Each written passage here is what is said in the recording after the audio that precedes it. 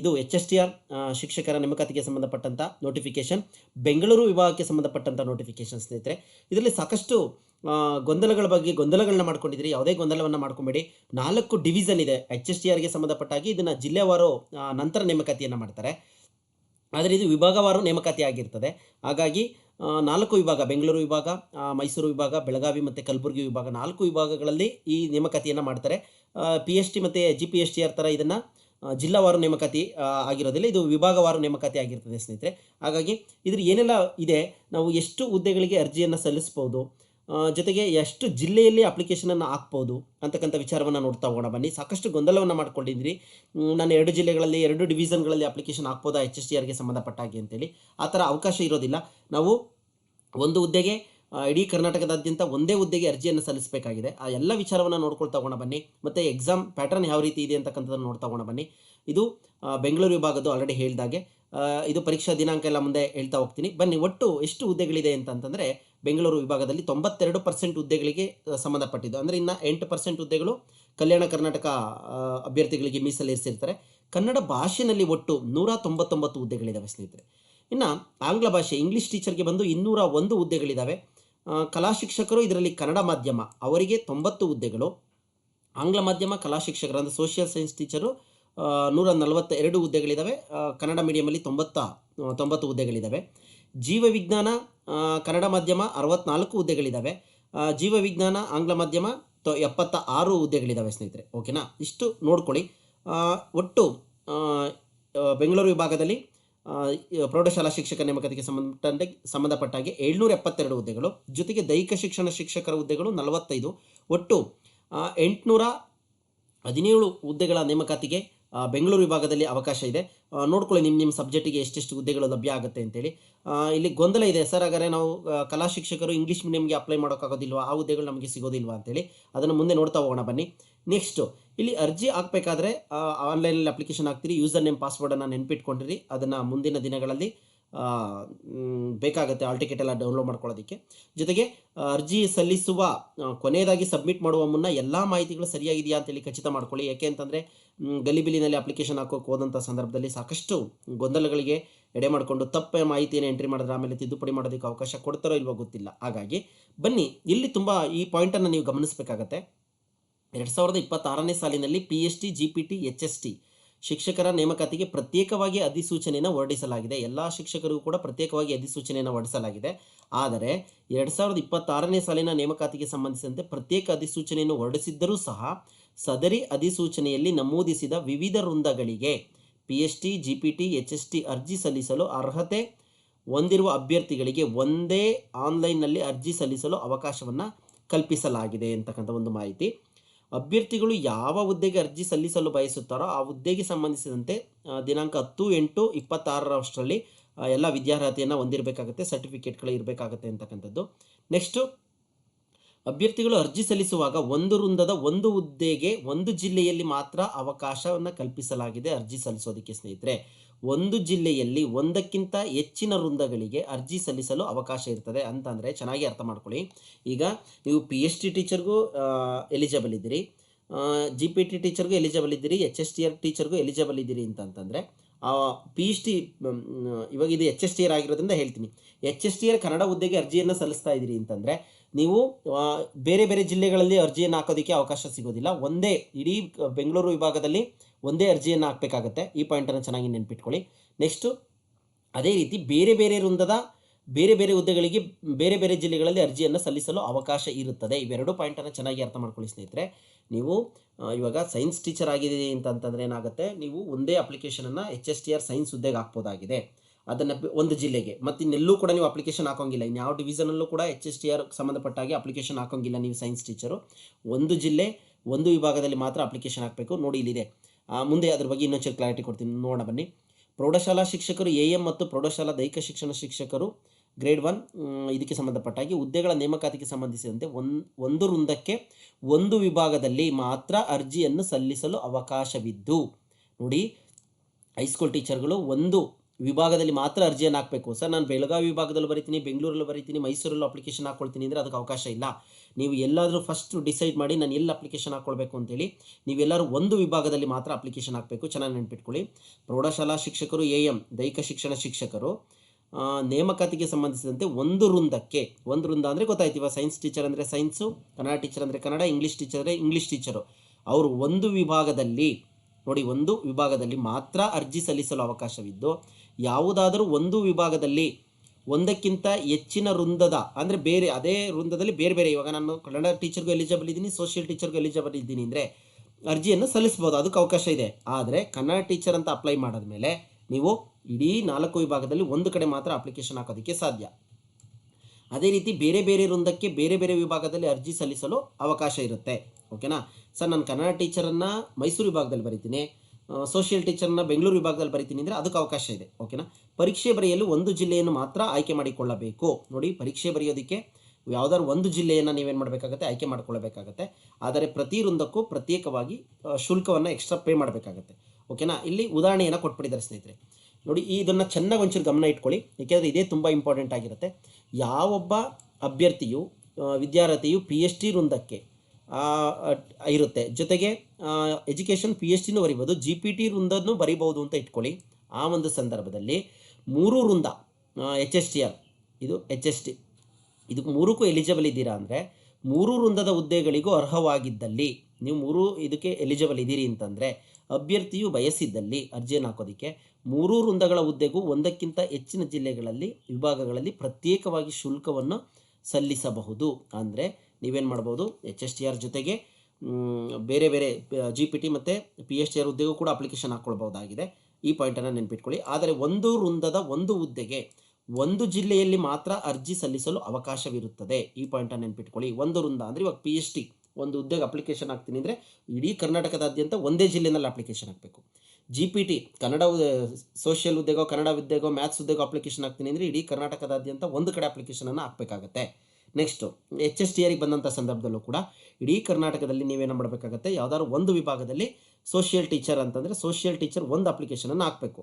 ಈ ವಿಭಾಗದಲ್ಲೂ ಹಾಕ್ತೀನಿ, ಆ ವಿಭಾಗದಲ್ಲೂ ಹಾಕ್ತೀನಿ, ಈ ಸಲ ಅವಕಾಶ ಇಲ್ಲ. ಅಂದರೆ ನೋಡಿ, PhD ವೃಂದದ ಅಭ್ಯರ್ಥಿಯು ಬಾಗಲಕೋಟೆ ಜಿಲ್ಲೆಯಲ್ಲಿ ಅರ್ಜಿ ಸಲ್ಲಿಸಿದರೆ ಬೇರೆ ಯಾವುದೇ ಜಿಲ್ಲೆಯಲ್ಲಿ PhD ವೃಂದದ ಹುದ್ದೆಗೆ ಅರ್ಜಿ ಸಲ್ಲಿಸಲು ಅವಕಾಶ ಇರೋದಿಲ್ಲ. ಈ ಪಾಯಿಂಟು ನೆನಪಿಟ್ಕೊಳ್ಳಿ.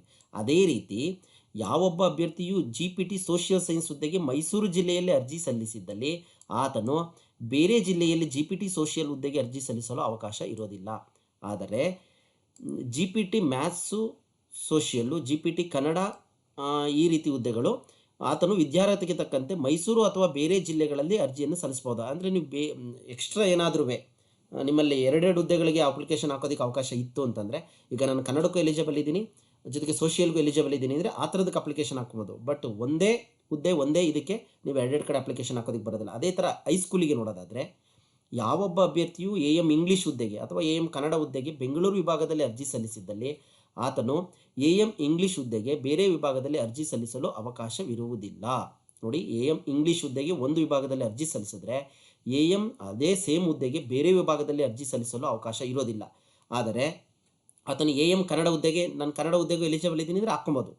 ಯಾರು? AM ಇಂಗ್ಲೀಷ್ ಅವರು. ಓಕೆನಾ, ಈ ರೀತಿ ನಾವು ಒಂದು ಇದಕ್ಕೆ ಒಂದೇ ಕಡೆ ಇಡೀ ಕರ್ನಾಟಕದಾದ್ಯಂತ ಅಪ್ಲಿಕೇಶನ್ ಹಾಕಬೇಕಾಗುತ್ತೆ ಎಲ್ಲರಿಗೂ ಕೂಡ. ಈ ಪಾಯಿಂಟನ್ನು ಚೆನ್ನಾಗಿ ನೆನಪಿಟ್ಕೊಳ್ಳಿ. ನೆಕ್ಸ್ಟು ಒಂದಕ್ಕಿಂತ ಹೆಚ್ಚಿನ ವೃಂದದ ಒಂದಕ್ಕಿಂತ ಹೆಚ್ಚಿನ ಹುದ್ದೆಗಳಿಗೆ ಅರ್ಜಿಯನ್ನು ಸಲ್ಲಿಸಿದ್ದಲ್ಲಿ ಅವರು ಯಾವ ಹುದ್ದೆಗೆ ಆಯ್ಕೆಯಾಗಲು ಬಯಸುತ್ತಾರೋ ಅಂತಹ ಹುದ್ದೆಯ ತಾತ್ಕಾಲಿಕ ಆದ್ಯತೆಯನ್ನು ಅರ್ಜಿ ಸಲ್ಲಿಸುವಾಗ ನೀಡತಕ್ಕಂಥದ್ದು. ಅಪ್ಲಿಕೇಶನ್ ಹಾಕಬೇಕಾದ್ರೆ ನೀವೇನು ಮಾಡಬೇಕಾಗತ್ತೆ ಸ್ನೇಹಿತರೆ, ಅದನ್ನು ನೀವು ಅಕ್ಸೆಪ್ಟ್ ಮಾಡಬೇಕಾಗತ್ತೆ. ಇವಾಗ 3ಕ್ಕೂ ಅಪ್ಲಿಕೇಶನ್ ಹಾಕ್ಬಿಟ್ಟಿದ್ದೀರಿ ಅಂತ ಇಟ್ಕೊಳ್ಳಿ, PhD, GPSTR, HSTR ಅಂತೇಳಿ. ಈಗ ನೀವು ಮೆನ್ಷನ್ ಮಾಡಬೇಕಾಗತ್ತೆ ಏನಂತ, ನಾನು HSTR ಹುದ್ದೆಗೆ ಹೆಚ್ಚಿನ ಆದ್ಯತೆಯನ್ನು ಕೊಡ್ತೀನಿ, ಅದು ಸಿಗಲಿಲ್ಲ ಅಂದರೆ ಬೇಕಾದ್ರೆ ಆಮೇಲೆ ತಾತ್ಕಾಲಿಕ ಆಯ್ಕೆ ಆಗಿರ್ತದೆ ಇದು. ಓಕೆನಾ, ಪರ್ಮನೆಂಟ್ ಏನಲ್ಲ, ನಾನು ಕೊಟ್ಟಾಕ್ಷಣಕ್ಕೆ ಅಲ್ಲೇ ಹೋಗ್ಬಿಡ್ಬೇಕಂತ ಏನಿಲ್ಲ, ಅದು ನಿನ್ನ ಆಯ್ಕೆ ಆಗಿರ್ತದೆ. ಅಥವಾ ನಂಗೆ ಜಿಲ್ಲೆ ಇಷ್ಟ ಆಗಲಿಲ್ಲ, ನಾನು ದೂರ ಹೋಗೋದಕ್ಕಾಗೋದಿಲ್ಲ, ನಮ್ಮ ಜಿಲ್ಲೆಯಲ್ಲೇ ನನಗೆ GPT ಹುದ್ದೆ ಸಿಕ್ಕಿದೆ ಅಂದರೆ ಅದನ್ನು ಕೂಡ ಆಯ್ಕೆ ಮಾಡ್ಕೊಳ್ಳೋದಕ್ಕೆ ಅವಕಾಶ ಇರುತ್ತೆ. ಜೊತೆಗೆ ಸ್ಪರ್ಧಾತ್ಮಕ ಪರೀಕ್ಷೆ ಬರೆಯಲು ಬಯಸುವ ಜಿಲ್ಲೆಯ ಆದ್ಯತೆಯನ್ನು ಅರ್ಜಿಯಲ್ಲಿ ತಪ್ಪದೇ ನಮೂದಿಸ್ತಕ್ಕಂಥದ್ದು. ಓಕೆನಾ, ನಾನು ಯಾವ ಜಿಲ್ಲೆಯಲ್ಲಿ ಎಕ್ಸಾಮ್ ಬರೀತೀನಿ ಅಂತಕ್ಕಂಥದ್ದನ್ನು ಏನು ಮಾಡಬೇಕಾಗತ್ತೆ, ಮೆನ್ಷನ್ ಮಾಡಬೇಕಾಗುತ್ತೆ. ಪರೀಕ್ಷಾ ಕೇಂದ್ರ ಅವರು ಆಮೇಲೆ ನೆಕ್ಸ್ಟ್ ನಿಗದಿ ಮಾಡ್ತಾರೆ. ಇಷ್ಟು ಪಾಯಿಂಟ್ಗಳು. ನೆಕ್ಸ್ಟು ಅಭ್ಯರ್ಥಿ ಆನ್ಲೈನ್ ಅರ್ಜಿಯಲ್ಲಿ ಆಯ್ಕೆ ಮಾಡಿಕೊಂಡ ಹುದ್ದೆಯ ವೃಂದದ ಅಧಿಸೂಚನೆಯನ್ನು ನಾನು ಯಾವ ಹುದ್ದೆಗೆ ಅಪ್ಲಿಕೇಶನ್ ಆಗ್ತಾ ಇದ್ದೀನಿ ಅಂತ ಹೇಳಬೇಕಾಗುತ್ತೆ. PhD ಉದ್ಯೋಗ, GPT ಉದ್ಯೋಗ, HSTR ಉದ್ಯೋಗ ಅಂತೇಳಿ ನಾವು ನಮೂದಿಸಬೇಕಾಗುತ್ತೆ ಸ್ಪಷ್ಟವಾಗಿ. ಇದೊಂದನ್ನು ಕೂಡ ನೆನಪಿಟ್ಕೊಳ್ಳಿ. ನೆಕ್ಸ್ಟು ಲಾಸ್ಟ್ ಡೇಟ್ ಒಳಗಡೆ ಅಪ್ಲಿಕೇಶನ್ ಹಾಕಬೇಕಾಗುತ್ತೆ. ಇದೆಷ್ಟು ಎಲ್ಲ ವಿಚಾರವನ್ನು ನೋಡ್ಕೊಳ್ಳಿ. ನೆಕ್ಸ್ಟು ಮೇಯ್ನ್ ಇಂಪಾರ್ಟೆಂಟ್ ಬಂದು ಸ್ನೇಹಿತರೆ, ಅಪ್ಲಿಕೇಶನ್ ಹಾಕೋದಕ್ಕೆ ಪ್ರಾರಂಭ ಬಂದು 18/8/26, ಲಾಸ್ಟ್ ಡೇಟ್ ಬಂದು 7/9/2026 ಲಾಸ್ಟ್ ಡೇಟ್ ಆಗಿರ್ತದೆ. ನೀವು ಕನ್ಫರ್ಮನ್ನು ಕೂಡ ಮಾಡ್ಕೊಳ್ಳಿ, ಪೇಮೆಂಟ್ ಆಗಿದೆಯಾ ಇಲ್ವಾ ಅಂತೇಳಿ. 10/9/26 ಅವಕಾಶ ಇರುತ್ತೆ. ಇದು ಎಕ್ಸಾಮ್ ಡೇಟ್ ಆಗಿರ್ತದೆ ಸ್ನೇಹಿತರೆ, ಚೆನ್ನಾಗಿ ನೆನ್ಪಿಟ್ಕೊಳ್ಳಿ. ನೆಕ್ಸ್ಟು ಫೀಸ್ ಸ್ಟ್ರಕ್ಚರ್ ಕೂಡ ಇದೆ. 750 ರೂಪಾಯಿ GM ಅಭ್ಯರ್ಥಿಗಳಿಗೆ, GM ಪ್ಲಸ್ಸು ಪ್ರವರ್ಗ 2A 2B 3A 3B ಇವ್ರಿಗೆ 750 ರೂಪಾಯಿ. ಅದ್ರ ಜೊತೆಗೆ ಒಂದೇ ವೃತ್ತದ 2 ಹುದ್ದೆಗಳಿಗೆ ಅರ್ಜಿ ಸಲ್ಲಿಸೋದಕ್ಕೆ ಏನಾದರೂ ಬಯಸಿದ್ರೆ ನೀವು 375 ರೂಪಾಯಿ ಎಕ್ಸ್ಟ್ರಾ ಪೇ ಮಾಡಬೇಕಾಗತ್ತೆ. ಇನ್ನು ಪರಿಶಿಷ್ಟ ಜಾತಿ ಪಂಗಡ ಅಭ್ಯರ್ಥಿಗಳು 500 ರೂಪಾಯಿ ಜೊತೆಗೆ 250 ರೂಪಾಯಿ ಎಕ್ಸ್ಟ್ರಾ, ಒಂದಕ್ಕಿಂತ ಹೆಚ್ಚಿನ ಹುದ್ದೆಗಳಿಗೆ ಹಾಕಿದ್ರೆ 250 ರೂಪಾಯಿ ಸೇರಿಸಿ ನೀವು ಅಪ್ಲಿಕೇಶನನ್ನು ಹಾಕಬೇಕಾಗತ್ತೆ. ಪೇಯನ್ನು ಮಾಡಿ ಅಪ್ಲಿಕೇಶನ್ ಹಾಕ್ಕೊಳ್ಬೇಕಾಗತ್ತೆ. ನೆಕ್ಸ್ಟು ಇದಾದ ನಂತರ ಅಂದರೆ ಸೇಮ್ ಒಂದಕ್ಕಿಂತ ಹೆಚ್ಚಿನ ಹುದ್ದೆಗಳಿಗೆ ನೀವೇನಾದರೂ ಅಪ್ಲಿಕೇಶನನ್ನು ಹಾಕ್ತೀರಿ ಅಂತಂದರೆ ಒಂದಕ್ಕಿಂತ ಹೆಚ್ಚಿನ ಹುದ್ದೆಗಳಿಗೆ ಅರ್ಜಿ ಸಲ್ಲಿಸಬಹುದಾಗಿದೆ. ವೃಂದವಾರು ಪ್ರತ್ಯೇಕವಾರ ಶುಲ್ಕವನ್ನು, ಅಂದರೆ ಒಂದಕ್ಕಿಂತ ಹೆಚ್ಚು ಅಪ್ಲಿಕೇಶನ್ ಅಂದರೆ ಇವಾಗ ಕನ್ನಡ ಟೀಚರ್ಗೂ ಎಲಿಜಿಬಲ್ ಇದ್ದೀನಿ, ಸೋಷಿಯಲ್ ಟೀಚರ್ಗೂ ಎಲಿಜಿಬಲ್ ಇದ್ದೀನಿ, 2 ಅಪ್ಲಿಕೇಶನ್ ಹಾಕೋ ಸಂದರ್ಭ ಬರುತ್ತೆ. ಜೊತೆಗೆ ನಾನು PhD ಟೀಚರ್ಗೂ ಎಲಿಜಿಬಲ್ ಇರ್ತೀನಿ, HSTR ಟೀಚರ್ಗೂ ಎಲಿಜಿಬಲ್ ಇರ್ತೀನಿ ಅಂತಂದರೆ ಅದು ಅಪ್ಲಿಕೇಶನ್ ಹಾಕೋದಕ್ಕೆ ಹೋದಂಥ ಸಂದರ್ಭದಲ್ಲಿ ನಿಮ್ಗೆ ಅದು ಗೊತ್ತಾಗುತ್ತೆ. ಇನ್ನು ವೇತನ ಶ್ರೇಣಿ ಬಂದು 54,175 ರೂಪಾಯಿಂದ 99,400 ರೂಪಾಯಿವರೆಗೂ ಇದೆ, HSTRಗೆ ಸಂಬಂಧಪಟ್ಟಿದ್ದು. ನೆಕ್ಸ್ಟು ವಯೋಮಿತಿ ಕೂಡ ನಿಮಗೆ ಗೊತ್ತಿದೆ. ಸಾಮಾನ್ಯ ಅಭ್ಯರ್ಥಿಗಳಿಗೆ 40 ವರ್ಷಗಳು. ನೆಕ್ಸ್ಟು ಪ್ರವರ್ಗ 2A 2B ಪ್ರವರ್ಗ 3A 3B ಇವರಿಗೆ 43 ವರ್ಷಗಳು. ಪರಿಶಿಷ್ಟ ಜಾತಿ, ಪರಿಶಿಷ್ಟ ಪಂಗಡ ಮತ್ತು ವಿಶೇಷ ಚೇತನವುಳ್ಳವರು ಪ್ರವರ್ಗ 1 ಇವರಿಗೆ 45 ವರ್ಷಗಳವರೆಗೆ ಅವಕಾಶ ಇದೆ. ನೆಕ್ಸ್ಟು ಸರ್ಕಾರಿ ಪ್ರೌಢಶಾಲೆಗಳಲ್ಲಿ ಸಹಶಿಕ್ಷಕರ ವೃಂದ, ಕನ್ನಡ ಭಾಷೆ, ಆಂಗ್ಲ ಭಾಷೆ, ಇದಕ್ಕೆ ಸಂಬಂಧಪಟ್ಟ ಎಲ್ಲ ಕೂಡ ನಿಮಗೆ ಗೊತ್ತಿದೆ, ಎಲ್ಲ ಅರ್ಹತೆಗಳನ್ನ ಹೊಂದಿರಬೇಕಾಗತ್ತೆ ಅಂತ ಹೇಳ್ಬಿಟ್ಟು. ನೆಕ್ಸ್ಟು ಶೇಕಡ 50% ಅಂಕಗಳನ್ನ ತೊಗೊಂಡಿರಬೇಕಾಗತ್ತೆ. ಪರಂತು ಪರಿಶಿಷ್ಟ ಜಾತಿ, ಪರಿಶಿಷ್ಟ ಪ್ರವರ್ಗ, ಇತರೆ ಹಿಂದುಳಿದ ವರ್ಗ ಪ್ರವರ್ಗ 1 ಸೇರಿದ ಅಭ್ಯರ್ಥಿಯಾಗಿದ್ದಲ್ಲಿ, ಅಂಗವಿಕಲ ಉಳ್ಳ ಅಭ್ಯರ್ಥಿಯಾಗಿದ್ದರೆ ಪದವಿಯಲ್ಲಿ ಕನಿಷ್ಠ 45 ಅಂಕಗಳನ್ನು ಪಡ್ಕೊಂಡಿರಬೇಕಾಗತ್ತೆ. ಓಕೆನಾ. GM ಅಭ್ಯರ್ಥಿಗಳಿಗಾದರೆ 50% ಓವರಾಲ್, ಸಬ್ಜೆಕ್ಟ್ ವೈಸ್ ಅಂತ ಏನಿಲ್ಲ ಸ್ನೇಹಿತರೆ, ಓವರಾಲ್ 50% ಅಂಕವನ್ನು ಪಡ್ಕೊಂಡಿರಬೇಕು. ಜೊತೆಗೆ ಈ ರಿಸರ್ವೇಷನ್ ಇರುವಂಥ ಅಭ್ಯರ್ಥಿಗಳಾದರೆ 45% ಅಂಕ ಇದ್ರೂ ಕೂಡ ಅಪ್ಲಿಕೇಶನನ್ನು ಹಾಕ್ಬೋದಾಗಿದೆ. ನೆಕ್ಸ್ಟು ಇನ್ನು ಸಹಶಿಕ್ಷಕ ಭಾಷೆ, ಇದಕ್ಕೆ ಸಂಬಂಧಪಟ್ಟಾಗಿ ಅವರು ಕನ್ನಡ ಐಚ್ಛಿಕ ವಿಷಯವನ್ನಾಗಿ ಓದಿರಲೇಬೇಕಾಗುತ್ತೆ. ಇನ್ ಕೇಸ್ ಕನ್ನಡ ಐಚ್ಛಿಕ ವಿಷಯ ಓದಿಲ್ಲ ಅಂದರೆ ಸ್ನಾತಕೋತ್ತರ ಪದವಿಯನ್ನು ಪಡ್ಕೊಂಡಿರಬೇಕು. ನೆಕ್ಸ್ಟ್ ಇಂಗ್ಲೀಷ್ ಟೀಚರು ಕೂಡ ಹಾಗೆ ಪದವಿಯಲ್ಲಿ ಐಚ್ಛಿಕ ವಿಷಯವನ್ನಾಗಿ ಇಂಗ್ಲೀಷ್ ಓದಿರಬೇಕು, ಇಲ್ಲಾಂದರೆ ಸ್ನಾತಕ ಪದವಿಯನ್ನು ಪಡ್ಕೊಂಡಿರಬೇಕಾಗತ್ತೆ. ಇಲ್ಲಿ ಸಹಶಿಕ್ಷಕರು ಕನ್ನಡ ಮಾಧ್ಯಮ ಮತ್ತು ಆಂಗ್ಲ ಮಾಧ್ಯಮ, ಇದರಲ್ಲಿ ಒಂಚೂರು ಗಮನವನ್ನು ಹರಿಸೋಣ ಸ್ನೇಹಿತರೆ. ಕಲಾ ವಿಷಯದಲ್ಲಿ ಪದವಿಯಲ್ಲಿ ಕೆಳಗಿನ 2 ವಿಷಯಗಳಲ್ಲಿ ಐಚ್ಛಿಕ ವಿಷಯವಾಗಿ ಓದಿರಲೇಬೇಕಾಗುತ್ತೆ. ಈ ಎರಡು ವಿಚಾರಗಳಲ್ಲಿ ಇತಿಹಾಸ, ಅರ್ಥಶಾಸ್ತ್ರ, ರಾಜ್ಯಶಾಸ್ತ್ರ, ಭೂಗೋಳಶಾಸ್ತ್ರ, ಇವುಗಳಲ್ಲಿ ಯಾವುದನ್ನಾದರೂ ಸಮಾಜಶಾಸ್ತ್ರ 2 ವಿಚಾರಗಳನ್ನ ಓದಿರಲೇಬೇಕಾಗತ್ತೆ. ನೆಕ್ಸ್ಟು ನೋಡಿ, ಮೇಲಿನ ವಿದ್ಯಾರ್ಹತೆಯ ಜೊತೆಗೆ ಈ ಪಾಯಿಂಟನ್ನು ಒಂಚೂರು ಗಮನ ಕೊಡಿ. ಯಾವ ಮಾಧ್ಯಮದಲ್ಲಿ ಪಾಠ ಬೋಧನೆ ಮಾಡುವರೋ ಆ ಭಾಷೆಯನ್ನು ಪದವಿ ಹಂತದಲ್ಲಿ ಅಭ್ಯಸಿಸಿರತಕ್ಕದ್ದು. ಓಕೆನಾ. ಯಾವ ಮಾಧ್ಯಮದಲ್ಲಿ ಪಾಠ ಬೋಧನೆ ಮಾಡ್ತಾ ಇರ್ತೀರೋ ಆ ಭಾಷೆಯನ್ನು ಪದವಿ ಹಂತದಲ್ಲಿ ನಾವು ಅಭ್ಯಾಸ ಮಾಡಿರಬೇಕಂತೆ. ಯಾವ ಅಭ್ಯರ್ಥಿಯು ಸದರಿ ಭಾಷೆಯನ್ನು ಪದವಿ ಹಂತದಲ್ಲಿ ವ್ಯಾಸಂಗ ಮಾಡಿರೋದಿಲ್ಲವೋ ಅಂತಹ ಅಭ್ಯರ್ಥಿಯು SSLCಯಲ್ಲಿ ಆ ಭಾಷೆಯನ್ನು ಪ್ರಥಮ ಅಥವಾ ದ್ವಿತೀಯ ಭಾಷೆಯನ್ನಾಗಿ ಓದಿರತಕ್ಕದ್ದು. ಇದಕ್ಕೆ ನೀವು ಇಂಗ್ಲೀಷ್ ಟೀಚರ್ಗೂ ಎಲಿಜಿಬಲ್ ಇರ್ತೀರ ಸ್ನೇಹಿತರೆ, ಕನ್ನಡ ಮೀಡಿಯಂ ಟೀಚರ್ಗೂ ಕೂಡ ಎಲಿಜಿಬಲ್ ಇರ್ತೀರ. ಅಂದರೆ ಸೋಷಿಯಲ್ ಟೀಚರ್ ಏನಾಗ್ತೀರಿ, ಕಲಾ ಶಿಕ್ಷಕರು, ಸರ್ ನಾನು ಇಂಗ್ಲೀಷ್ ಮೀಡಿಯಮಿಗೆ ಹಾಕ್ತೀನೋ ಇಲ್ವೋ, ಕನ್ನಡ ಮೀಡಿಯಮಿಗೆ ಮಾತ್ರ ಅಪ್ಲಿಕೇಶನ್ ಹಾಕ್ಕೊಳ್ಬೇಕಾ ಅಂತ ಗೊಂದಲ ಇದೆ. ಹಾಗಾಗಿ ಇಲ್ಲಿ ಈ ಪಾಯಿಂಟನ್ನು ಚೆನ್ನಾಗಿ ನೆನ್ಪಿಟ್ಕೊಳ್ಳಿ. ಯಾವ ಮಾಧ್ಯಮದಲ್ಲಿ, ಇಂಗ್ಲೀಷ್ ಮೀಡಿಯಂ ಮಾಧ್ಯಮದಲ್ಲ ಅಥವಾ ಕನ್ನಡ ಮಾಧ್ಯಮದಲ್ಲ ಪಾಠ ಬೋಧನೆ ಮಾಡುವರೋ ಆ ಭಾಷೆಯನ್ನು ಪದವಿ ಹಂತದಲ್ಲಿ ಅಧ್ಯಯನ ಮಾಡಿರಬೇಕು. ನಾವು ಓದಿರ್ತೀವಿ ಕಾಮನ್ ಆಗಿ. ಇನ್ ಕೇಸ್ ಓದಿಲ್ಲ ಅಂತಂದರೆ SSLCಯನ್ನು ಆ ಭಾಷೆಯನ್ನು, ಕನ್ನಡ ಭಾಷೆ ಅಥವಾ ಇಂಗ್ಲೀಷ್ ಭಾಷೆಯನ್ನು ಪ್ರಥಮ ಅಥವಾ ದ್ವಿತೀಯ ಭಾಷೆಯನ್ನು ಓದಿದ್ದೀವಲ್ಲ, first and second language Kannada ಮತ್ತು ಇಂಗ್ಲೀಷ್ಗಳನ್ನ. ನೆಕ್ಸ್ಟು ಮಾನ್ಯತೆ ಹೊಂದಿದ ವಿಶ್ವವಿದ್ಯಾಲಯದಿಂದ ಡಿಪ್ಲೊಮಾ ಪದವಿ ಅದೇನೋ ಬೇಕಿರೋರು ತೊಗೊಂಡಿರ್ತಾರೆ. ನೆಕ್ಸ್ಟು ಕನ್ನಡ ಭಾಷೆಯಲ್ಲಿ ಬೋಧಿಸಬೇಕಾದ ಶಿಕ್ಷಕರಾಗಿದ್ದಲ್ಲಿ ಕರ್ನಾಟಕ ರಾಜ್ಯ ಪರೀಕ್ಷಾ ಮೌಲ್ಯ ನಿರ್ಣಯ ಮಂಡಳಿಯಿಂದ ಕನ್ನಡ ಸಾಹಿತ್ಯ ಪರಿಷತ್ತು ಕನ್ನಡ ಸರ್ಟಿಫಿಕೇಟ್ ಎಲ್ಲ ಇಟ್ಕೊಂಡಿರಬೇಕಾಗತ್ತೆ. ನೆಕ್ಸ್ಟ್ ಬನ್ನಿ, ಜೀವಶಾಸ್ತ್ರಕ್ಕೂ ಕೂಡ ಸೇಮ್ ನಿಯಮ ಸ್ನೇಹಿತರೆ. ಅವರು ಕೂಡ 2 ಮ್ಯಾಥ್ಸ್ ಟೀಚರ್ ಬಗ್ಗೆ ನೇಮಕಾತಿಯನ್ನು ಮಾಡೋದಿಲ್ಲ ಅಂತ ಹೇಳ್ಬಿಟ್ಟಿದ್ವಿ. HSTR ಮ್ಯಾಥ್ಸ್ ಟೀಚರ್ ನೇಮಕಾತಿ ಇಲ್ಲ ಸ್ನೇಹಿತರೆ. ಏಕೆಂದರೆ ಇವಾಗ ಇರೋ ಟೀಚರೇ PCM ಟೀಚರ್ ಎಕ್ಸಸ್ ಇರೋದ್ರಿಂದ TGT ಶಿಕ್ಷಕರು 2007ರಲ್ಲಿ ನೇಮಕಾತಿಯಾದಂಥವರು, ಮತ್ತು ಅವರ ಎಲ್ಲೂ ಕೂಡ ವೇಕೆನ್ಸಿಗಳಿಲ್ಲ. ಹಾಗಾಗಿ ಅವ್ರ ನೇಮಕಾತಿಯನ್ನು ಮಾಡೋದಕ್ಕೆ ಅವಕಾಶ ಇಲ್ಲ ಅಂತ ನಾನು ಹಿಂದೆ ನೋಟಿಫಿಕೇಷನಲ್ಲಿ ಹೇಳಿದ್ದೀನಿ. ಈಗ ರಸಾಯನಶಾಸ್ತ್ರ ಶಿಕ್ಷಕರು ಅಂದರೆ ಜೀವಶಾಸ್ತ್ರ, ಬಯಾಲಜಿ ಟೀಚರ್ ಅಂತ ಏನು ಹೇಳ್ತೀವಿ, ಅವ್ರುಗಳು ಈ 2 ಸಬ್ಜೆಕ್ಟ್ಗಳಲ್ಲಿ ತೊಗೊಂಡಿರಬೇಕಾಗತ್ತೆ ಡಿಗ್ರಿಯನ್ನು. ಜೊತೆಗೆ ಮೇಲಿನ ವಿದ್ಯಾರ್ಥಿ ಜೊತೆಗೆ ಯಾವ ಮಾಧ್ಯಮದಲ್ಲಿ ಪಾಠ ಬೋಧನೆ ಮಾಡುವರೋ ಆ ವಿಷಯ ಭಾಷೆಯನ್ನು ಪದವಿ ಹಂತದಲ್ಲಿ ಅಭ್ಯಸಿಸಿರತಕ್ಕದ್ದು ಅಥವಾ SSLCನಲ್ಲಿ ಫಸ್ಟ್ ಆರ್ ಸೆಕೆಂಡ್ ಲ್ಯಾಂಗ್ವೇಜ್ ಓದಿರ್ತಕ್ಕಂಥದ್ದು. ಇವಾಗ ನಿಮಗೆ ಕ್ಲಾರಿಟಿ ಸಿಕ್ತು ಅನಿಸುತ್ತೆ. ಈ ನೀವು ಇಂಗ್ಲೀಷ್ ಮೀಡಿಯಮಲ್ಲೂ ನಾನು ಟೀಚ್ ಮಾಡ್ತೀನಿ ಅಂತ ಕೇಪಬಿಲಿಟಿ ಇದ್ದರೆ ನೀವು ಅಲ್ಲೂ ಕೂಡ ಅಪ್ಲೈ ಮಾಡ್ಕೊಳ್ಬೋದು, ಏನು ತೊಂದರೆ ಇಲ್ಲ. ಇದೊಂದು ವಿಚಾರ. ಇನ್ನು ದೈಹಿಕ ಶಿಕ್ಷಣ ಶಿಕ್ಷಕರು ಕೂಡ ಅವರ ವಿದ್ಯಾರ್ಥಿಗೆ ತಕ್ಕಂತೆ ಅವರು 50% ಅಂಕಗಳೊಂದಿಗೆ ಡಿಗ್ರಿಯನ್ನು ಮಾಡ್ಕೊಂಡಿರಬೇಕಾಗತ್ತೆ ಅವರ ಎಜುಕೇಷನ್ಗೆ ಸಂಬಂಧಪಟ್ಟ ಹಾಗೆ. ನೆಕ್ಸ್ಟು ಇದಾದ ನಂತರ ಇಷ್ಟೆಲ್ಲ ವಿಚಾರಗಳು ಸ್ನೇಹಿತರೆ. ನೆಕ್ಸ್ಟು ಮುಂದೆ ಇಲ್ಲೊಂದಷ್ಟು ಮುಚ್ಚಳಿಕೆಯನ್ನು ಬರ್ಕೊಡ್ಬೇಕಾಗತ್ತೆ. ಏನು ಮುಚ್ಚಳಿಕೆ? 1:1 ತಾತ್ಕಾಲಿಕ ಪಟ್ಟಿ ಬಂದಂಥ ಸಂದರ್ಭದಲ್ಲಿ ಪಟ್ಟಿಯಲ್ಲಿ ಆಯ್ಕೆಯಾಗಿದ್ದಲ್ಲಿ ಅಂತಹ ಅಭ್ಯರ್ಥಿಯು ತಾನು ಅಂತಿಮವಾಗಿ ಯಾವ ಹುದ್ದೆಗೆ ಆಯ್ಕೆಯನ್ನು ಬಯಸುತ್ತಾನೋ, ಯಾವ ವೃಂದದ ಹುದ್ದೆಯನ್ನು ತ್ಯಜಿಸಲು ಬಯಸುತ್ತಾನೋ ಅದರ ಬಗ್ಗೆ ಮುಚ್ಚಳಿಕೆಯನ್ನು ಬರ್ಕೊಡ್ಬೇಕಾಗತ್ತೆ. ಅದನ್ನು ಪುನಃ ಕ್ಲೇಮ್ ಮಾಡೋದಕ್ಕೆ ಅವಕಾಶ ಇರೋದಿಲ್ಲ. ಅಂದರೆ ನಾನು ಕನ್ನಡ ಟೀಚರ್ಗೆ ಹೋಗ್ತೀನಾ, ಸೋಷಿಯಲ್ ಟೀಚರ್ಗೆ ಹೋಗ್ತೀನಾ, GPT ಟೀಚರ್ಗೆ ಹೋಗ್ತೀನಾ, ಆ ಥರದ್ದು ಬಂದಂಥ ಸಂದರ್ಭದಲ್ಲಿ ಇಲ್ಲಿ ಬರ್ಕೊಡ್ಬೇಕಾಗತ್ತೆ. ನೋಡೋಣ ಅದೇನು ಅಂತೇಳಿ. ನೆಕ್ಸ್ಟ್ ಫಸ್ಟು ಇವಾಗ ಎಕ್ಸಾಮ್ಗೆ ಪ್ರಿಪೇರ್ ಆಗೋಣ. ನೆಕ್ಸ್ಟು ಮುಂದೆ ಸವಿಸ್ತಾರವಾಗಿ ಇನ್ನೂ ಕೂಡ ಇದ್ರ ನೋಟಿಫಿಕೇಶನ್ ಕೂತ್ಕೊಂಡು ಓದಿ, ನಿಮಗೆ ಅರ್ಥ ಆಗುತ್ತೆ ಅಂತ ಹೇಳ್ತಾ, ಇನ್ನು ಮೆರಿಟ್ ಹೇಗೆ ಆಧಾರ ಆಗುತ್ತೆ ಅಂತಂದರೆ ಸ್ಪರ್ಧಾತ್ಮಕ ಪರೀಕ್ಷೆಯಲ್ಲಿ ಪಡೆದಂಥ ಅಂಕಗಳು 85%, ಪದವಿಯಲ್ಲಿ ಡಿಗ್ರಿಯಲ್ಲಿ ಪಡ್ಕೊಂಡಿರ್ತಕ್ಕಂಥ ಮಾರ್ಕ್ಸು 13%, B.Ed ಅಲ್ಲಿ ಬಂದಿರ್ತಕ್ಕಂಥ ಅಂಕಗಳು 2%. ಇದರ ಆಧಾರದ ಮೇಲೆ ಏನಾಗುತ್ತೆ ಮೆರಿಟ್ ಲಿಸ್ಟನ್ನು ರೆಡಿ ಮಾಡ್ತಾರೆ. ಇದೆರಡನ್ನು ಕೂಡ ನೀವು ಹೀಗೆ ಕ್ಯಾಲ್ಕುಲೇಟ್ ಮಾಡ್ಕೊಬೋದಾಗಿದೆ. ಡಿಗ್ರಿನಲ್ಲಿ ನಾನು ಪಡೆದಿರ್ತಕ್ಕಂಥ ಅಂಕಗಳು 13% ಎಷ್ಟು ಮಾರ್ಕ್ಸ್ ಆಗುತ್ತೆ, B.Ed ಅಲ್ಲಿ 2% ಮಾರ್ಕ್ಸ್ಗಳು ಎಷ್ಟಾಗುತ್ತೆ ಅಂತೇಳಿ ಕ್ಯಾಲ್ಕುಲೇಟ್ ಮಾಡ್ಕೊಳ್ಳಿ. ನೀವು ಇನ್ನು 85% ಮಾರ್ಕ್ಸು ಇದಕ್ಕೆ CETಗೆ ಪ್ರಿಪೇರ್ ಆಗಬೇಕಾಗತ್ತೆ. ದೈಹಿಕ ಶಿಕ್ಷಣ ಶಿಕ್ಷಕರದ್ದು ಕೂಡ ಹಾಗೆ ಸೇಮ್ ಇದೆ, ನೋಡ್ಕೊಳ್ಳಿ. ಇದಾದ ನಂತರ ಮೀಸಲಾತಿ ಪ್ರಮಾಣ ಪತ್ರಗಳನ್ನೆಲ್ಲ ತೊಗೊಂಡಿರ್ತೀರಿ. ಅವರು ಪರಿಶಿಷ್ಟ ಜಾತಿನಲ್ಲಿ ABC ಒಳ ಮೀಸಲಾತಿ ಇದ್ದಾವೆ, ಅವ್ರು ನಮೂನೆ D ನಲ್ಲಿ ತೊಗೊಳ್ತೀರಿ.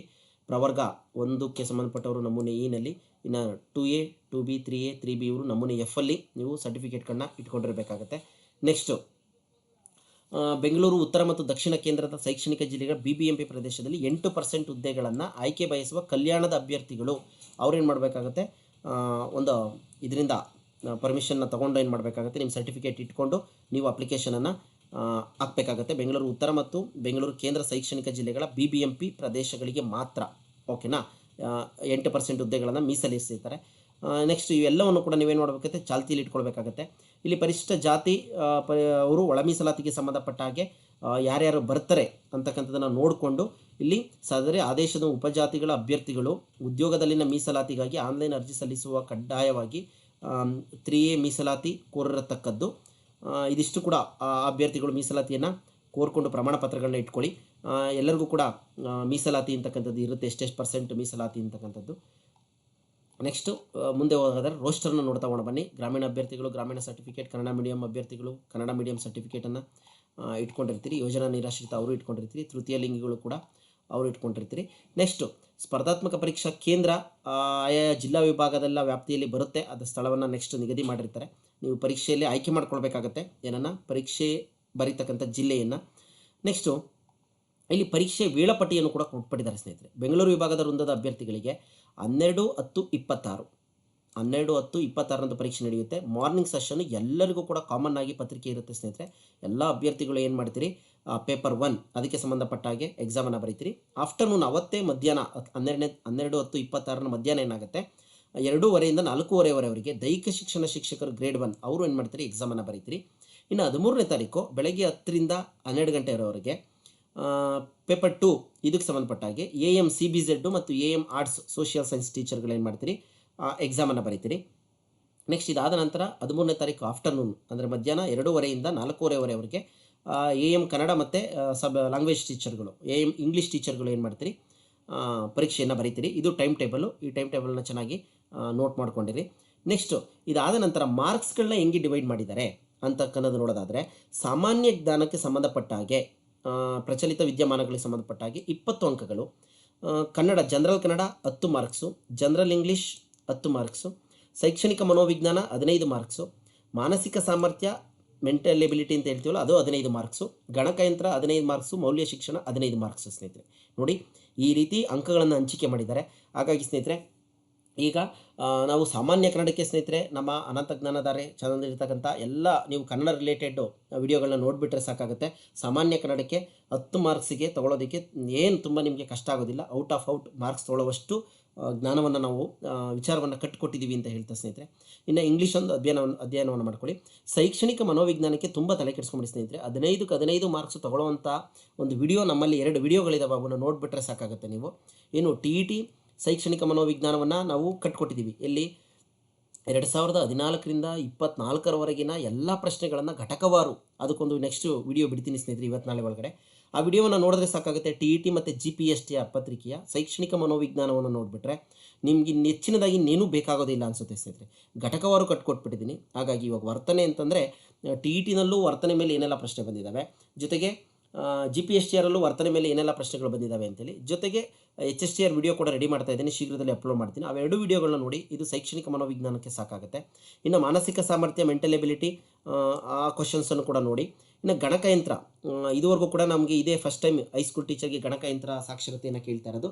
ಇದಕ್ಕೆ ಮೂಲ ನಮಗೆ GPSTR ಪತ್ರಿಕೆ ಪ್ರಶ್ನೆ ಪತ್ರಿಕೆಗಳು ಸ್ನೇಹಿತರೆ.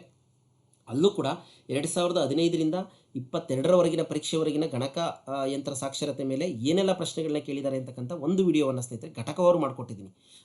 ಈಗ MS ವರ್ಡ್ ಮೇಲೆ ಏನೆಲ್ಲ ಪ್ರಶ್ನೆ ಕೇಳಿದ್ದಾರೆ, ಕಂಪ್ಯೂಟರ್ ಜನ್ರೇಷನ್ ಮೇಲೆ ಏನು ಕೇಳಿದ್ದಾರೆ, OS ಆಪರೇಟಿಂಗ್ ಸಿಸ್ಟಮ್ ಮೇಲೆ ಏನೆಲ್ಲ ಪ್ರಶ್ನೆ ಕೇಳಿದ್ದಾರೆ ಅಂತ ಒಂದು ಕಡೆ ಕಟ್ಟಿಕೊಟ್ಟಿದ್ದೀನಿ. ಆ ವಿಡಿಯೋವನ್ನು ನೋಡಿ. ಇನ್ನು ಮೌಲ್ಯ ಶಿಕ್ಷಣ ಮತ್ತು ಆರೋಗ್ಯ ಶಿಕ್ಷಣ ಕೂಡ ಸೇಮ್ ಸ್ನೇಹಿತರೆ.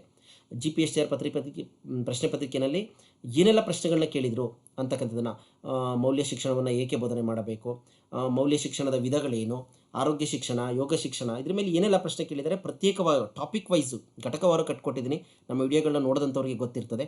ಆ ವಿಡಿಯೋಗಳನ್ನ ನೋಡಿಕೊಂಡ್ರೆ ನಿಮ್ಗೆ ಅಷ್ಟು ಒಂದು ಹೆಚ್ಚು ಕಡಿಮೆ 50 to 60% ನಿಮಗೆ ಮಾಹಿತಿ ಒಂದೇ ಕಡೆ ಸಿಕ್ಕೋಗುತ್ತೆ ಅಂತ ಹೇಳ್ತಾ, ಇದಿಷ್ಟು ಕೂಡ ಪೇಪರ್ 1 ಎಲ್ರಿಗೂ ಕೂಡ ಕಾಮನ್ ಇರ್ತದೆ ಸ್ನೇಹಿತರೆ. PE ಟೀಚರ್ ಇರ್ಬೋದು, ಸಬ್ಜೆಕ್ಟ್ ಟೀಚರ್ಗಳಿರ್ಬೋದು, ಎಲ್ರಿಗೂ ಕೂಡ ಕಾಮನ್ ಆಗಿರುತ್ತೆ. ಜೊತೆಗೆ PhD ಟೀಚರು, HSTR ಟೀಚರ್ಗೂ ಕೂಡ ಕಾಮನ್ ಆಗಿ ಸೇಮ್ ಸಿಲೆಬಸ್ಸೇ ಇರುತ್ತೆ. ನೆಕ್ಸ್ಟು ಇನ್ನು ಇವೆರಡು ಕೂಡ ನಾವು ಆಲ್ರೆಡಿ ನಾವು ತಿಳ್ಕೊಂಡಿದ್ದೀವಿ. ಮಲ್ಟಿಪಲ್ ಚಾಯ್ಸ್ ಮಾತ್ರ ಇರುತ್ತೆ ಸ್ನೇಹಿತರೆ, ಡಿಸ್ಕ್ರಿಪ್ಟಿವ್ ಇರೋದಿಲ್ಲ. ನಾವು ಓನ್ಲಿ ಮಲ್ಟಿಪಲ್ ಚಾಯ್ಸ್ ಪ್ರಶ್ನೆಗಳು 100 ಅಂಕಗಳಿಗಿರುತ್ತೆ. ಇದು ಕೂಡ ಪೇಪರ್ 1 ಕೂಡ 100 ಅಂಕಗಳಿಗೆ ಬರಿತೀವಿ, ಪೇಪರ್ 2 ಕೂಡ 100 ಅಂಕಗಳಿಗೆ ಬರಿತೀವಿ. ಇದು ವಿಷಯ ಜ್ಞಾನವನ್ನು ಒಳಗೊಂಡಿರ್ತದೆ ಅಷ್ಟೇ, ಇನ್ನೇನಿಲ್ಲ. ನಾವು ಕಂಟೆಂಟ್ ಗ್ರಿಪ್ಪನ್ನು ಇಟ್ಕೊಂಡು ಓದಬೇಕಾಗತ್ತೆ. ಹೇಗೆ ಓದೋದು ಏನು ಅಂತೇಳಿ ನಾವು ಸ್ವಲ್ಪ ದಿನಗಳಿರೋದ್ರಿಂದ ಮತ್ತೊಂದು ಇವತ್ತು ಸಂಜೆ ಒಂದು ವಿಡಿಯೋ ಅಪ್ಲೋಡ್ ಮಾಡ್ತೀನಿ ಸ್ನೇಹಿತರೆ, ನೋಡಿ ಅಂತ ಹೇಳ್ತಾ, ನೆಕ್ಸ್ಟು ಒಂದಷ್ಟು ನಿಯಮಗಳನ್ನ ಪಾಲನೆ ಮಾಡಬೇಕಾಗತ್ತೆ. ಇಲ್ಲಿ ನೆಗೆಟಿವ್ ಮಾರ್ಕ್ಸ್ ಬಗ್ಗೆ ಎಲ್ಲೂ ಹೇಳಿಲ್ಲ ಸ್ನೇಹಿತರೆ. OMR ಶೀಟನ್ನು ಪೂರ್ಣ ಪ್ರಮಾಣದಲ್ಲಿ ವೃತ್ತವನ್ನು ಶೇಡ್ ಮಾಡ್ತೀರಿ, ಗೊತ್ತಿದೆ ಅದೆಲ್ಲ ನಿಮಗೆ. ಇನ್ನು ನೆಕ್ಸ್ಟು ಚುಕ್ಕೆ ಇಡೋಂಗಿಲ್ಲ, ಟಿಕ್ ಮಾಡೋಗಿಲ್ಲ. ಇಲ್ಲಿ 5ನೇ ಒಂದು 4 ಉತ್ತರಗಳನ್ನ ಕೊಟ್ಟಿರ್ತಾರೆ, 4 ಉತ್ತರಗಳನ್ನು ಶೇಡ್ ಮಾಡಬೇಕು. ಇನ್ ಕೇಸ್ 4ರಲ್ಲಿ ಯಾವುದಾದ್ರು ಒಂದನ್ನು ಶೇಡ್ ಮಾಡಲಿಲ್ಲ ಅಂತಂದರೆ, ಯಾವುದನ್ನು 4 ಆಪ್ಷನ್ ABCD 4ರಲ್ಲಿ ಒಂದನ್ನು ಮಾಡಬೇಕು. ಇನ್ ಕೇಸ್ ಮಾಡಿಲ್ಲ ಅಂದರೆ 5ನೇ ವೃತ್ತವನ್ನು ಕಡ್ಡಾಯವಾಗಿ ಶೇಡ್ ಮಾಡತಕ್ಕದ್ದು. 5ನೇ ಆಯ್ಕೆ ವೃತ್ತವನ್ನು ಶೇಡ್ ಮಾಡಲು ಕೊನೆಯ ಬೆಲ್ ಆದ ನಂತರ ಹೆಚ್ಚುವರಿ 5 ನಿಮಿಷವನ್ನು ಟೈಮ್ ಕೊಡ್ತಾರಂತೆ. ಲಾಸ್ಟ್ 5 ಮಿನಿಟ್ಸ್ ನಿಮಗೇನೋ ಆನ್ಸರ್ ಗೊತ್ತಿಲ್ಲ ಅಂತಂದರೆ ಅಲ್ಲಿ ಶೇಡ್ ಮಾಡಬೇಕಾಗತ್ತೆ. ಹಾಗಾಗಿ ಇನ್ ಕೇಸ್ ನೀವು 5ನೇ ಉತ್ತರವನ್ನು ಶೇಡ್ ಮಾಡದೇ ಇದ್ದಲ್ಲಿ ಕಡ್ಡಾಯವಾಗಿ ಶೇಡ್ ಮಾಡತಕ್ಕದ್ದು. ಒಂದು ವೇಳೆ 5ನೇ ಉತ್ತರವನ್ನು ಶೇಡ್ ಮಾಡದೇ ಇದ್ದಲ್ಲಿ ಅಂತಹ ಪ್ರಶ್ನೆಗಳ ಸಂಖ್ಯೆಗೆ ಅನುಗುಣವಾಗಿ ಪ್ರತಿ ಅಂತಹ ಪ್ರಶ್ನೆಗೆ 0.25 ಅಂಕಗಳನ್ನು ಕಡಿತಗೊಳಿಸಲಾಗುವುದು ಅಂತ ಹೇಳಿದ್ದಾರೆ. ಬಟ್ ಇಲ್ಲೆಲ್ಲೂ ಕೂಡ ಅವರು ನೀವು ತಪ್ಪು ಉತ್ತರವನ್ನು ಟಿಕ್ ಮಾಡಿದ್ರೆ ನೆಗೆಟಿವ್ ಮಾರ್ಕ್ಸನ್ನು ತೆಗಿತೀವಿ ಅಂತ ಹೇಳಿಲ್ಲ. ಇದರ ಫಸ್ಟ್ ನೋಟಿಫಿಕೇಷನ್ ನೋಡಿದ್ರೆ ನಮಗೆ ಗೊತ್ತಾ, ಇದೇ ಫೈನಲ್ ನೋಟಿಫಿಕೇಷನ್ ಆಗಿರೋದ್ರಿಂದ ಎಲ್ಲೂ ಕೂಡ ನೆಗೆಟಿವ್ ಮಾರ್ಕ್ಸ್ ಬಗ್ಗೆ ಹೇಳಿಲ್ಲ ಸ್ನೇಹಿತರೆ. ನೀವು ಆದರೆ ಆಪ್ಷನ್ 5ನೇ ವೃತ್ತವನ್ನು ಗೊತ್ತಿಲ್ಲ ಅಂದರೆ ಟಿಕ್ ಮಾಡಬೇಕಾಗತ್ತೆ. ಈ ಪಾಯಿಂಟನ್ನು ಕೂಡ ಚೆನ್ನಾಗಿ ನೆನಪಿಟ್ಕೊಳ್ಳಿ, ಮಡಚಬಾರದು, ಅದನ್ನು ಹುಷಾರಾಗಿ ಇಟ್ಕೊಳ್ಳಿ OMR ಶೀಟನ್ನು. ಇದಿಷ್ಟು ಕೂಡ ಒಂದಕ್ಕಿಂತ ಹೆಚ್ಚಿನ ವೃತ್ತಗಳನ್ನು ಕೂಡ ಶೇಡ್ ಮಾಡೋದಕ್ಕೆ ಹೋಗಬೇಡಿ, ಅದನ್ನು ಕೂಡ ಪರಿಗಣಿಸೋದಿಲ್ಲ ಅಂತ ಹೇಳಿದ್ದಾರೆ. ಇಲ್ಲಿ ನೆಗೆಟಿವ್ ಮಾರ್ಕ್ಸ್ ಬಗ್ಗೆ ಎಲ್ಲೂ ಕೂಡ ಹೇಳಿಲ್ಲ ಸ್ನೇಹಿತರೆ, ಓಕೆನಾ. ನೆಕ್ಸ್ಟು ಪ್ರಶ್ನೆ ಪತ್ರಿಕೆ ಆಂಗ್ಲ ಮಾಧ್ಯಮ ಮತ್ತು ಕನ್ನಡ ಮಾಧ್ಯಮ ಎರಡರಲ್ಲೂ ಇರುತ್ತೆ, ಸಂದರ್ಭಾನುಸಾರ ಓದ್ಕೊಳ್ಳಿ ನೀವು. ನೆಕ್ಸ್ಟು ಇನ್ನು ಕೀ ಉತ್ತರಗಳನ್ನ ಪ್ರಕಟ ಮಾಡ್ತಾರೆ ಇಲಾಖಾ ವೆಬ್ಸೈಟ್ನಲ್ಲಿ, ಅದನ್ನು ಆಮೇಲೆ ನೋಡೋಣ. ನೆಕ್ಸ್ಟು ಸ್ಪರ್ಧಾತ್ಮಕ ಪರೀಕ್ಷೆ ಫಲಿತಾಂಶ ಕೂಡ ನೆಕ್ಸ್ಟ್ ಎಲ್ಲ ಆಗುತ್ತೆ. ತಾತ್ಕಾಲಿಕ ಪಟ್ಟಿ ಆಗುತ್ತೆ, ಆಯ್ಕೆ ಪಟ್ಟಿ ಆಗುತ್ತೆ, ಅಂತಿಮ ಆಯ್ಕೆ ಪಟ್ಟಿ. ಇನ್ನೊಂದು ಪಾಯಿಂಟ್ ಏನು ಅಂತಂದರೆ ಹೆಚ್ಚುವರಿ ಪಟ್ಟಿಯನ್ನು ಬಿಡ್ತೀವಿ ಅಂತ ಹೇಳಿದ್ದಾರೆ ಸ್ನೇಹಿತರೆ. ಯಾವಾಗ ಹೆಚ್ಚುವರಿ ಪಟ್ಟಿಯನ್ನು ಬಿಡ್ತಾರೆ ಇದು ಕೂಡ ಗಮನದಲ್ಲಿರಲಿ ನಿಮಗೆ. ಏನಾದರೂ ಇನ್ ಕೇಸ್ 1:1ನಲ್ಲಿ ಆಯ್ಕೆಯಾಗಿರ್ತಕ್ಕಂಥ ಅಭ್ಯರ್ಥಿ ಕರ್ತವ್ಯಕ್ಕೆ ಹಾಜರಾಗಲು ವಿಫಲರಾದ ಅಭ್ಯರ್ಥಿಯ ಜಾಗದಲ್ಲಿ ಆಯ್ಕೆಯಾಗುವಂತಹ ಅಂತಹ ಅಭ್ಯರ್ಥಿಯ ಅರ್ಹತೆಯನ್ನು ಅನುಕ್ರಮದಂತೆ ಹೆಚ್ಚುವರಿ ಪಟ್ಟಿಯಲ್ಲಿ ಅದೇ ವಿಷಯ ಅದೇ ವರ್ಗ ಲಂಬ ಸಮಮಿತಿಯಲ್ಲಿ ನೇಮಕಾತಿಯನ್ನು ಮಾಡ್ತೀವಿ ಅಂತ ಹೇಳಿದ್ದಾರೆ. ಅಂದರೆ ಯಾರಾದರೂ ಒಬ್ಬರು ಡ್ಯೂಟಿ ರಿಪೋರ್ಟ್ ಮಾಡ್ಕೊಳ್ಳಿಲ್ಲ ಅಂದರೆ ಕೊಟ್ಟಿರೋ ಟೈಮ್ ಒಳಗಡೆ ಸೆಕೆಂಡ್ ಲಿಸ್ಟನ್ನು ಕೂಡ ಬಿಡ್ತಾರಂತೆ. ಅದು ಕೂಡ ನಿಮ್ಮ ಮನಸ್ಸಲ್ಲಿ ಇರಲಿ. ಆ ಥರ ಯಾರೂ 99% ಆಗೋದಿಲ್ಲ. ಇನ್ ಕೇಸ್ ಆದಂಥ ಸಂದರ್ಭದಲ್ಲಿ ಅದರ ಕೆಳಗಡೆ ಯಾರಿರ್ತಾರೋ ಆ ಕ್ಯಾಟಗರಿಗೆ ಸಂಬಂಧಪಟ್ಟವರು, ಆ ಒಂದು ಮೀಸಲಾತಿಯಲ್ಲಿರುವಂಥವ್ರು, ಅವ್ರಿಗೆ ಆ ಹುದ್ದೆಗಳು ಸಿಗುತ್ತೆ ಅಂತೇಳಿ. ನೆಕ್ಸ್ಟು ಇಷ್ಟು ಇರುತ್ತೆ ಅಭ್ಯರ್ಥಿಯ ನೇಮಕಾತಿ, ಅವೆಲ್ಲ ನಿಯಮಾವಳಿಗಳ ಪ್ರಕಾರ ಇರುತ್ತೆ. ಇದಿಷ್ಟು ಕೂಡ ಪ್ರಮುಖವಾಗಿರ್ತಕ್ಕಂಥ ವಿಚಾರ ಸ್ನೇಹಿತರೆ. ಡಾಕ್ಯುಮೆಂಟ್ ವೆರಿಫಿಕೇಷನನ್ನು 1:2 ಇದರಲ್ಲಿ ಏನು ಮಾಡ್ತಾರೆ, ಆಯ್ಕೆ ಪಟ್ಟಿಗಳನ್ನ ಪ್ರಕಟಿಸಿ ಡಾಕ್ಯುಮೆಂಟ್ ವೆರಿಫಿಕೇಷನ್ಗೆ ಕರೀತಾರೆ. ಹಾಗಾಗಿ ಡಾಕ್ಯುಮೆಂಟ್ಸ್ಗಳನ್ನ ತುಂಬ ಹುಷಾರಾಗಿ ಇಟ್ಕೊಳ್ಳಿ. ಜೊತೆಗೆ ಎಲ್ಲ ಡಾಕ್ಯುಮೆಂಟ್ ರೆಡಿ ಇಟ್ಕೊಳ್ಳಿ ಅಪ್ಲಿಕೇಶನ್ ಹಾಕೋ ಕೊನೆಯ ದಿನಾಂಕದ ಒಳಗೆ. ಜೊತೆಗೆ ಅಪ್ಲಿಕೇಶನ್ ಹಾಕಬೇಕಾದ್ರೆ ಎಚ್ಚರಿಕೆಯಿಂದ ಹಾಕಿ. ಯಾವುದೇ ಕೂಡ ತಪ್ಪು ಮಾಹಿತಿಗಳು ಎಂಟ್ರಿ ಆಗದಲ್ಲಿರೋ ಥರ, ಸ್ಪೆಲ್ಲಿಂಗ್ ಮಿಸ್ಟೇಕ್ ಆಗದಲ್ಲಿರೋ ಥರ ನೋಡ್ಕೊಳ್ಳಿ. ಅವಾಗೆಲ್ಲ ಅಬ್ಜೆಕ್ಷನ್ನು ನಾಳೆ ದಿನ ಅದೆಲ್ಲ ತಿದ್ದುಪಡಿ ಮಾಡೋದಕ್ಕೆ ಕೊಡ್ತಾರೋ ಕೊಡೋದಿಲ್ಲೋ ಅವಕಾಶ. ಹಾಗಾಗಿ ತುಂಬ ಎಚ್ಚರಿಕೆಯಿಂದ ಹಾಕಿ ಅಂತ ಹೇಳ್ತಾ ಇಷ್ಟು ವಿಚಾರಗಳು ಸ್ನೇಹಿತರೆ. ಇನ್ನೇನಾದರೂ ಇದ್ದರೆ ನೀವು ಕಮೆಂಟ್ ಮುಖಾಂತರ ತಿಳಿಸಿ. ಏನಾದರೂ ಡೌಟ್ ಇದ್ದರೆ ಅದನ್ನು ನೋಡ್ತಾ ಹೋಗೋಣ. ಇನ್ನು ರೋಸ್ಟರ್ ಹುದ್ದೆಗಳು ಬೆಂಗಳೂರು ವಿಭಾಗದಲ್ಲಿ ರೋಸ್ಟರ್ ಹುದ್ದೆಗಳು ಎಷ್ಟಿದೆ, ಏನಿದೆ ಅಂತಕ್ಕಂಥದ್ದನ್ನು ನೋಡ್ತಾ ಹೋಗೋಣ ಬನ್ನಿ. ಇನ್ನು ಬೆಂಗಳೂರು ಉತ್ತರ ಇದಕ್ಕೆ ಸಂಬಂಧಪಟ್ಟ ಹಾಗೆ ಕನ್ನಡ ಭಾಷೆಯಲ್ಲಿ 7 ಹುದ್ದೆಗಳಿದ್ದಾವೆ, ಆಂಗ್ಲ 9 ಹುದ್ದೆಗಳಿದ್ದಾವೆ, ಕನ್ನಡ 5 ಹುದ್ದೆಗಳು ಕಲಾ ವಿಭಾಗದಲ್ಲಿ, ಇಂಗ್ಲೀಷ್ ಮೀಡಿಯಮಲ್ಲಿ ಸೋಷಿಯಲ್ ಸೈನ್ಸ್ ಟೀಚರ್ಗೆ 9 ಹುದ್ದೆಗಳು, ಜೀವ ವಿಜ್ಞಾನ ಕನ್ನಡ 1 ಹುದ್ದೆ ಇದೆ, ಆಂಗ್ಲ 1 ಹುದ್ದೆ ಇದೆ ಬೆಂಗಳೂರು ಉತ್ತರದಲ್ಲಿ. ಇನ್ನು ದೈಹಿಕ ಶಿಕ್ಷಣ ಶಿಕ್ಷಕರು ಗ್ರೇಡ್ 1 3 ಹುದ್ದೆಗಳು, ಒಟ್ಟು 35 ಹುದ್ದೆಗಳು ಬೆಂಗಳೂರು ಉತ್ತರದಲ್ಲಿ ಸಿಗುತ್ತೆ. ಇದು ಸಬ್ಜೆಕ್ಟ್ ವೈಸ್ ನೋಡ್ಕೊಳ್ಳಿ. ಇನ್ನು ಬೆಂಗಳೂರು ಕೇಂದ್ರ ಜಿಲ್ಲೆ ಬಂದಂಥ ಸಂದರ್ಭದಲ್ಲಿ 17 ಹುದ್ದೆಗಳು. ನೆಕ್ಸ್ಟು ಆಂಗ್ಲ ಕನ್ನಡ ಹುದ್ದೆಗಳು 17 ಇದ್ದಾವೆ ಬೆಂಗಳೂರು ಕೇಂದ್ರ ಶೈಕ್ಷಣಿಕ ಜಿಲ್ಲೆಯಲ್ಲಿ. ಆಂಗ್ಲ 18 ಹುದ್ದೆಗಳಿದ್ದಾವೆ, ಕನ್ನಡ 7 ಹುದ್ದೆಗಳು, ಆಂಗ್ಲ ಕಲಾ ವಿಭಾಗದಲ್ಲಿ 12 ಹುದ್ದೆಗಳು, CBZ ಕನ್ನಡ ಮೀಡಿಯಂ 2 ಹುದ್ದೆಗಳು, ಇಂಗ್ಲೀಷ್ ಮೀಡಿಯಂ 3 ಹುದ್ದೆಗಳು, ದೈಹಿಕ ಶಿಕ್ಷಣ ಶಿಕ್ಷಕರು 4 ಹುದ್ದೆಗಳು, ಒಟ್ಟು 63 ಹುದ್ದೆಗಳು. ಬೆಂಗಳೂರು ಗ್ರಾಮಾಂತರಕ್ಕೆ ಬಂದಂಥ ಸಂದರ್ಭದಲ್ಲಿ ಕನ್ನಡ ಲ್ಯಾಂಗ್ವೇಜ್ ಟೀಚರ್ಗೆ 16 ಹುದ್ದೆಗಳು, ಇಂಗ್ಲೀಷ್ ಟೀಚರ್ಗೆ 16 ಹುದ್ದೆಗಳು, ಸೋಷಿಯಲ್ ಸೈನ್ಸ್ ಕನ್ನಡ ಮೀಡಿಯಂ 7 ಹುದ್ದೆಗಳು, ಸೋಷಿಯಲ್ ಸೈನ್ಸ್ ಇಂಗ್ಲೀಷ್ ಮೀಡಿಯಂ 11 ಹುದ್ದೆಗಳು, CBZ 1 ಹುದ್ದೆ, ಕನ್ನಡ ಮೀಡಿಯಮ್ಮು 2 ಹುದ್ದೆ, CBZ ಇಂಗ್ಲೀಷ್ ಮೀಡಿಯಮು, ದೈಹಿಕ ಶಿಕ್ಷಣ ಶಿಕ್ಷಕರ 4 ಹುದ್ದೆಗಳಿದ್ದಾವೆ.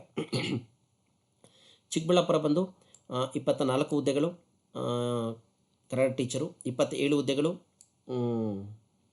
English teacher. ಇದಿಷ್ಟು ನೋಡ್ಕೊಳ್ಳಿ ಸ್ನೇಹಿತರೆ. ಇದಿಷ್ಟೆಲ್ಲ ವಿಚಾರಗಳು ನಮಗೆ ಲಭ್ಯ ಇದ್ದಾವೆ. ನೀವು ಈ ಬೆಂಗಳೂರು ವಿಭಾಗದಲ್ಲಿ ಎಲ್ಲಿ ಅಪ್ಲಿಕೇಶನನ್ನು ಹಾಕಬೇಕಾಗುತ್ತೆ. ರಾಮನಗರಕ್ಕೆ ಬಂದಂಥ ಸಂದರ್ಭದಲ್ಲಿ 15 ಹುದ್ದೆಗಳು ಕನ್ನಡ ಟೀಚರ್ಗಿದ್ದಾವೆ, 16 ಹುದ್ದೆಗಳು ಇಂಗ್ಲೀಷ್ ಟೀಚರ್ಗೆ, 7 ಕನ್ನಡ ಮೀಡಿಯಂ ಸೋಷಿಯಲ್ ಟೀಚರ್ಗೆ, ನೆಕ್ಸ್ಟು 11 ಹುದ್ದೆಗಳು ಇಂಗ್ಲೀಷ್ ಮೀಡಿಯಂ ಸೋಷಿಯಲ್ ಟೀಚರ್ಗೆ, ನೆಕ್ಸ್ಟು CBZ ಕನ್ನಡ ಮೀಡಿಯಂ 9 ಹುದ್ದೆಗಳು, CBZ ಇಂಗ್ಲೀಷ್ ಮೀಡಿಯಂ ಹುದ್ದೆಗಳು 10 ಹುದ್ದೆಗಳು, ದೈಹಿಕ ಶಿಕ್ಷಣ ಶಿಕ್ಷಕರು 3 ಹುದ್ದೆಗಳು, ಒಟ್ಟು 71 ಹುದ್ದೆಗಳು. ಇನ್ನು ತುಮಕೂರಿಗೆ ಬಂದಂಥ ಸಂದರ್ಭದಲ್ಲಿ 19 Kannada teacher, 20 English teacher, 10 Kannada medium social, 16 ಹುದ್ದೆಗಳು ಕನ್ನಡ ಮೀಡಿಯಂ ಸೋಷಿಯಲ್ ಸೈನ್ಸ್ ಹುದ್ದೆಗಳು, CBZ ಕನ್ನಡ ಮೀಡಿಯಂ 8 ಹುದ್ದೆ, CBZ ಇಂಗ್ಲೀಷ್ ಮಾಧ್ಯಮ ಆಂಗ್ಲ ಮಾಧ್ಯಮ 9 ಹುದ್ದೆಗಳು, ಸೋಷಿಯಲ್ PE ಟೀಚರ್ 16 ಹುದ್ದೆಗಳಿದ್ದಾವೆ. ಇಲ್ಲಿ ಅತಿ ಹೆಚ್ಚು ಹುದ್ದೆಗಳು ಅಂದರೆ ಶಿವಮೊಗ್ಗದಲ್ಲಿದೆ ಸ್ನೇಹಿತರೆ.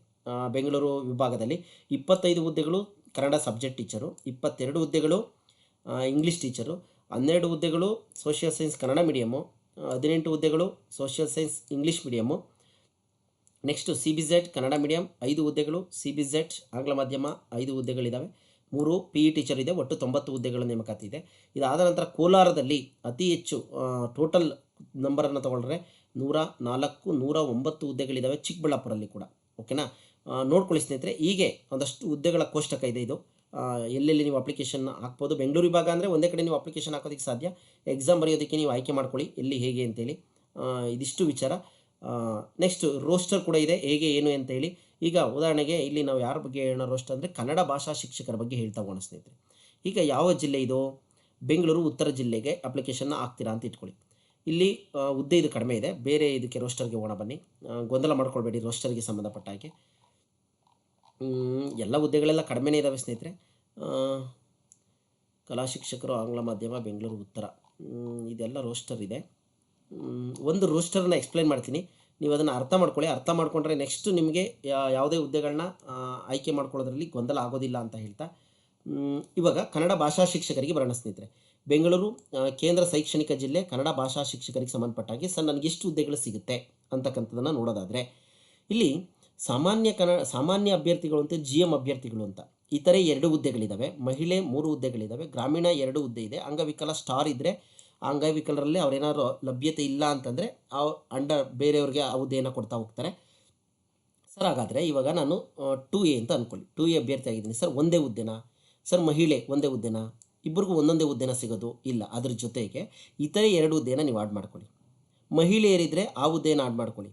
ನೆಕ್ಸ್ಟ್ ಗ್ರಾಮೀಣ ಅಭ್ಯರ್ಥಿ ಇದ್ದರೆ ಅವೆರಡು ಹುದ್ದೆಗಳನ್ನ ಆಡ್ ಮಾಡ್ಕೊಳ್ಳಿ. ಈಗ 2A ಒಬ್ಬ ಪುರುಷ ಅಭ್ಯರ್ಥಿ ಅಂದರೆ 1, ಇವೆರಡು ಹುದ್ದೆ 3 ಪ್ಲಸ್ ಗ್ರಾಮೀಣ ಅಭ್ಯರ್ಥಿ ಇದ್ದರೆ ನಿಮ್ಮ ಹತ್ರ 5 6 ಹುದ್ದೆಗಳು ಸಿಗುತ್ತೆ ಸ್ನೇಹಿತರೆ.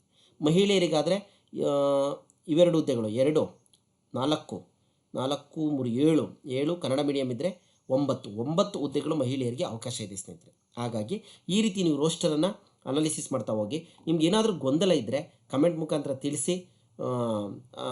ವಾಟ್ಸಪ್ ಮತ್ತು ಟೆಲಿಗ್ರಾಮ್ ಗ್ರೂಪ್ಗಳು ಕೂಡ ಇದ್ದಾವೆ, ಜಾಯ್ನ್ ಆಗಿ. ಅಲ್ಲಿ ನಿಮಗೆ ಸಂಪೂರ್ಣ ಮಾಹಿತಿಯನ್ನು ಕೊಡ್ತೀನಿ ಅಂತ ಹೇಳ್ತಾ ಸ್ನೇಹಿತರೆ. ಕಮೆಂಟ್ ಮುಖಾಂತರ ಕೇಳಿ, ನೀವು ವಾಟ್ಸಪ್ಪಲ್ಲಾದ್ರೂ ಕೇಳಿದರೆ ಸರ್ ನನಗೆ ಈ ಥರ ಗೊಂದಲ ಇದೆ ಅಂದರೆ ಅದಕ್ಕೆ ಪರಿಹಾರವನ್ನು ಕೊಡೋ ಪ್ರಯತ್ನವನ್ನು ಮಾಡ್ತೀನಿ ಸ್ನೇಹಿತರೆ. ಮತ್ತೊಮ್ಮೆ ಪೇಪರ್ 1ಗೆ ಸಂಬಂಧಪಟ್ಟ ಹಾಗೆ ಸಾಕಷ್ಟು ವಿಡಿಯೋಗಳನ್ನ ನಾನು ನಮ್ಮ ಯೂಟ್ಯೂಬ್ ಚಾನಲಲ್ಲಿ ಅಪ್ಲೋಡ್ ಮಾಡಿದ್ದೀನಿ ಸ್ನೇಹಿತರೆ. ನೋಡಿ, ಪರೀಕ್ಷಾ ದೃಷ್ಟಿಯಿಂದ ಸಾಕಷ್ಟು ಅನುಕೂಲ ಆಗುತ್ತೆ ಅಂತ ಹೇಳ್ತಾ ಎಲ್ರಿಗೂ ಕೂಡ ಇಂದಿನ ತರಗತಿಗೆ ಧನ್ಯವಾದಗಳು.